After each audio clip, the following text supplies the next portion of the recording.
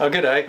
Steve Walters from Walters Fencing. Today we've got this cool little video about how we've built a fencing trailer for a client of ours.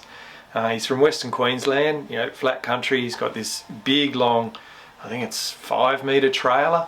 He uses it to cart his gear around, but he also said, is there any chance you could fit your post racks and wire spinners to it? And we said, yeah, sure. Yeah, that's no problem at all.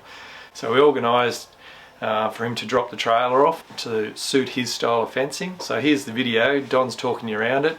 Client wanted to be able to fit 1.5 k's of fencing gear on the trailer, and then take it out, build that, take it back to the shed, have smoko and go again. So have a look. Good day, this is Don. Set up a trailer here for a client, trying to get it all in one unit so it's nice and convenient and easy for him to use. So wire spinners is where we'll start at. So we try and position them as far forward on the trailer as possible to try and relieve the angle that the wire has to turn through in order to get down on the rack. Our angles, we're trying to keep them greater than 90 degrees is the target. That puts the least sort of load on the wire and everything to try and keep it nice and straight and reduce as many problems as possible. We had a few limitations here with the wheel guard, so we just changed how these two racks mounted here. So that's just bolted through into the RHS carrier bar. It is a split carrier bar so that when it's taken off it can be packed into a much smaller area and it doesn't need this full length trailer to transport it. It's always handy to have a hook to hang your air hammer on if you're driving around the paddock rather than leaving it standing up there swinging around and putting a lot of mass up high.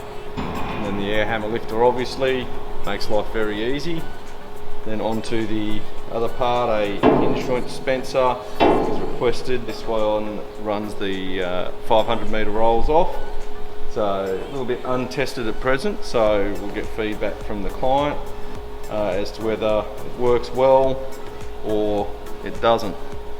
Time will tell, but we've used this principle for the past 20 years and it has worked really well, so I can't see why it would go wrong. But whenever you're sort of dealing with slightly different things, there can be times when you don't envisage everything that can go wrong. Barb dispenser, he was requested a maximum of 3 for the type of fencing they do in his area. So this is obviously a custom one to fit with the trailer. The idea being that he can put his posts out with the plain wires, run the hinge joint and the barb at the same time in a single pass, which is the most efficient way of doing things. In less than 30 minutes he could have it all stripped off back to a flatbed trailer. So I hope you enjoyed that little video, the little walk around of the trailer. If you've got any queries or questions, leave comments or give Clancy a call. But yeah, it's really cool to see all our gear go onto a brand new installation. Yeah, very exciting. Catch you next time.